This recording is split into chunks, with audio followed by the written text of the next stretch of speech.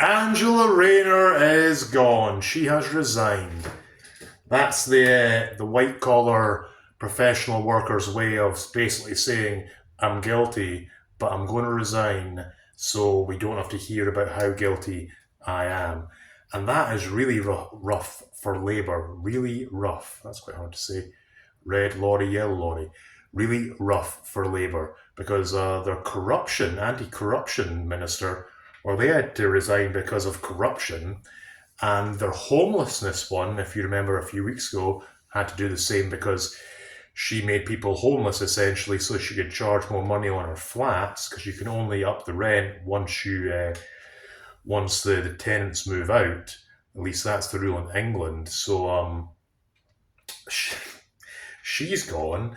Rachel from accounts isn't qualified, and if the rumours are to be true, as much as you could say, oh well, the Conservatives left on with a £22 billion black hole. Well, that was over 14 years, so what's that? £1.25 billion a year, something like that.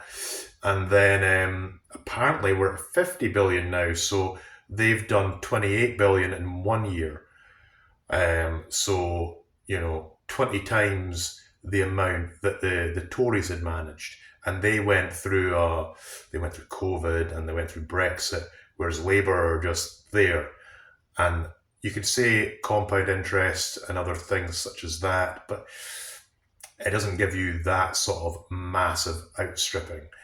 And then we've got Angela Rayner, who was the attack dog for Labour, and was also the person they used for essentially selling Labour to the traditional Labour voters. She was working class, all that kind of stuff, and she's been a bit of a thorn in Keir's side for a couple of things when he's tried to do a sort of what you might consider a right wing thing. What if I can set this down? So she's resigned from her post as the housing minister, and she's also resigned from her post as deputy leader of the Labour Party, which I think means that she's no longer deputy prime minister. Maybe there's a way that they can circumvent that, but probably not. So she is gone. She is out of there. And she definitely, I mean, there's been all these things about her homes and whatever, and the media tried to cover for her by saying, oh, she's got a sick kid and it's a complicated situation. Well, most people have a complicated situation, Most people are, are juggling many, many, many things. And I don't know of a time when HMRC or any sort of government body really cares about that kind of stuff. They don't care. They want paid. So when they're talking about we need to, make more housing, and I don't know why the person that's promoting the requirement for building more housing on green belt land needs 3 houses. I don't know why you need 2 houses. I don't quite understand that. Unless you are trying to, use it as an investment, which of course Labour are against.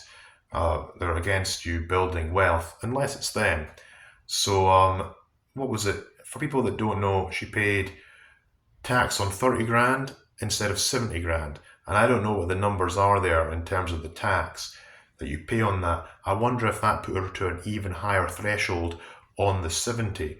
So she's going to have to pay a whole whack. She's lost her job, and rightly so. And what I would put out there is that I think it's absolutely disgusting, and I think women should be annoyed at this. It's absolutely disgusting when her and Rachel from accounts get their interview, are caught, and are having a wee cry. That is insulting to strong women who can actually do the job. Because let's face it, maybe Angela Rayner was good at what she was required to do as the deputy leader, and good at housing. She certainly was good at housing because she managed to get 3 houses out of it. It's almost like people who have an interest in these things have an interest so they can take advantage of the system. For example, as a fitness person, and that's my main business, I was really fat and unhealthy.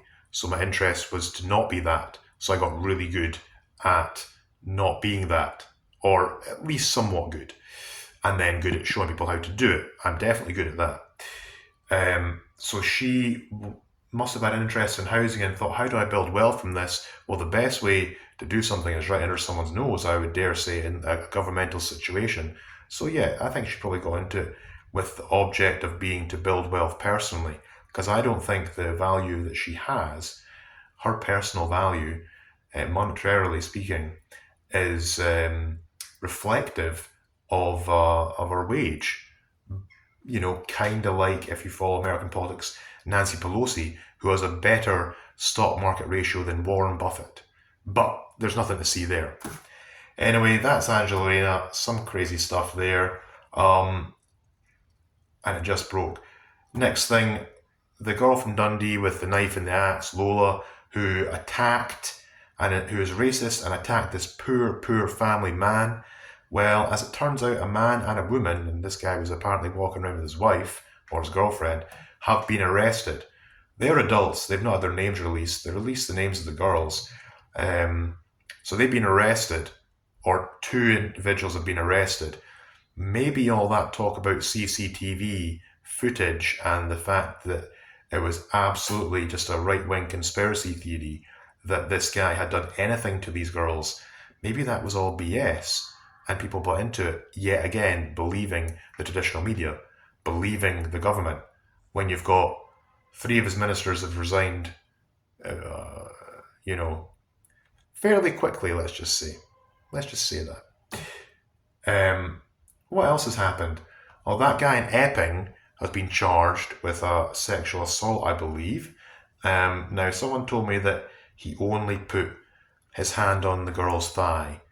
Well, I don't know, we could just go around grabbing girls' thighs now. If that's okay, well, geez, that's news to me. I personally think, apart from my own agency, that I wouldn't just put my hand on a girl's thigh, or a man's thigh if I was so inclined. Apart from that, I don't think that's legal.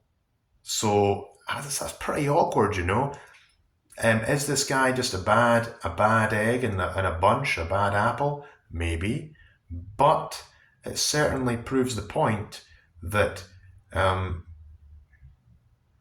proves the point of the protesters that he was potentially a danger. Now, you can say it's a cultural thing and this and that, and yeah, you could be right. You could well be right.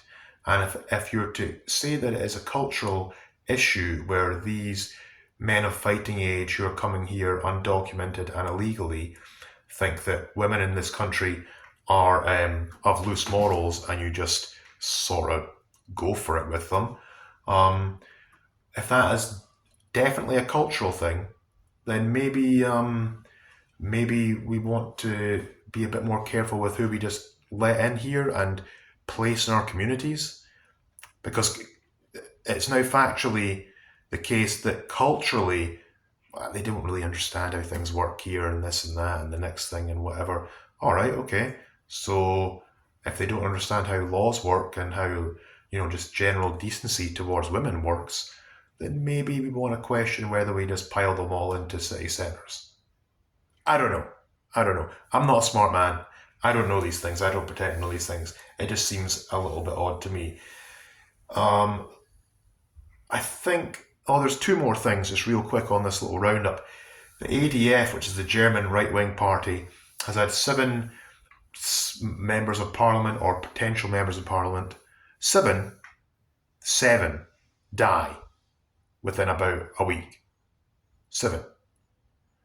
I mean, I'm from Perth, so that's like saying 7 members of the council have died. Would you question that? Or is there nothing to see there? I think that's kind of odd. I mean, so what? John Swinney, Grant Lane, Pete Wisher, Pete Barrett, Jim Fairley. I can't think of another 2 right now. These are the ones I've had somewhat the misfortune to deal with, whether recently or previously as a server working in pubs and restaurants. Such nice men I've found. That's like saying those guys died. and they're of a certain political persuasion. Is there a link to that? Probably not. And then you had that guy that wrote Father Ted getting arrested for a tweet. I mean, that doesn't happen because we've got free speech here, and Keir Starmer's very pleased about our free speech here.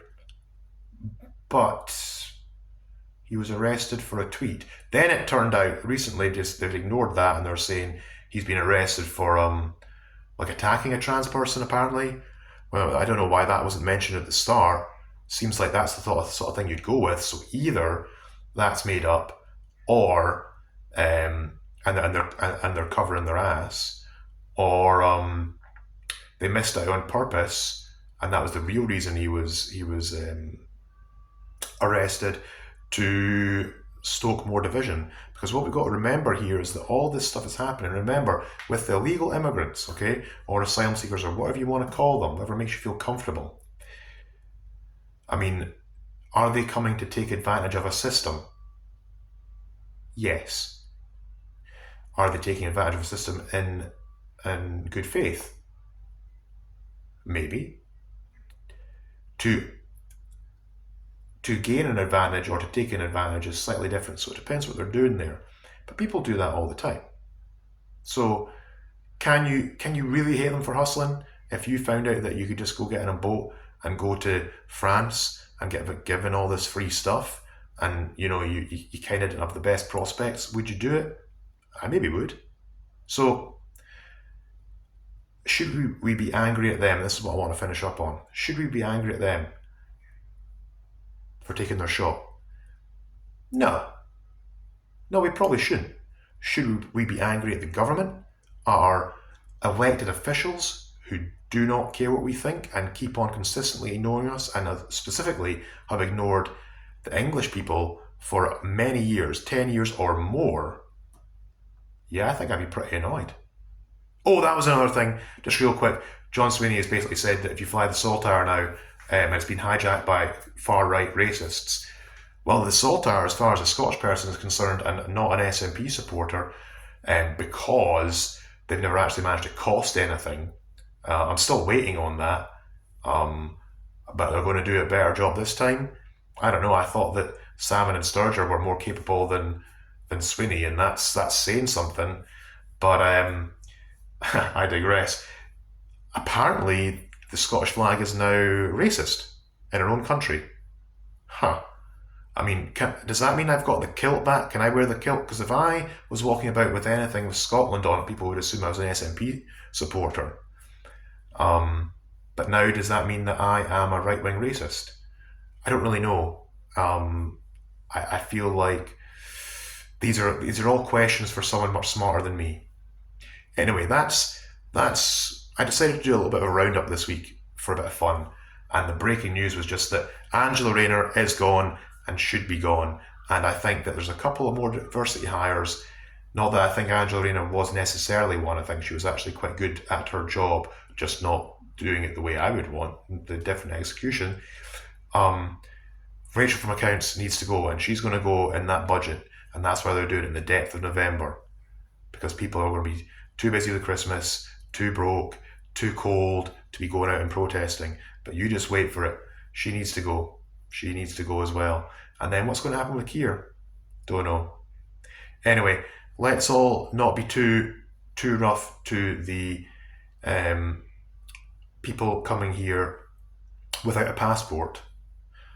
Just FYI, I don't have a passport, so I can't go anywhere. But the people coming here without a passport, because they are just taking advantage of a nice situation for them, okay? Or fleeing death. But I think France is nice. I don't know why you wouldn't stay in France. I mean, in a lot of ways, I'd rather stay in France. Perth is beautiful, though. Scotland is beautiful. But I don't know about England. But the wine's cheap in France. So I would be inclined to stay there. But here, remember, they're not really the enemy. They're not. The real enemy is the government and the media and who they work for, which you could say is the World Economic Forum, as an example. And Keir's already said he pledges allegiance to Davos, which is where the World Economic Forum meet. So the globalist elites are the enemy. And what I would say is that we need to talk about, put all your focus on that, protest there, protest at your elected officials, places of work, protest at police stations even. But don't protest the hotels, because it's not a good look for anyone. It ain't. And then also, if you don't protest the hotels, the Just Stop Racism, I don't know what they're called, that group, they don't have anything to do, or they've got less to do, so it kind of screws them. It might screw with them a little bit. Anyway, that's my roundup. I have been John. I have been John. Love to hear you guys' thoughts. And hashtag Drain the Swamp UK.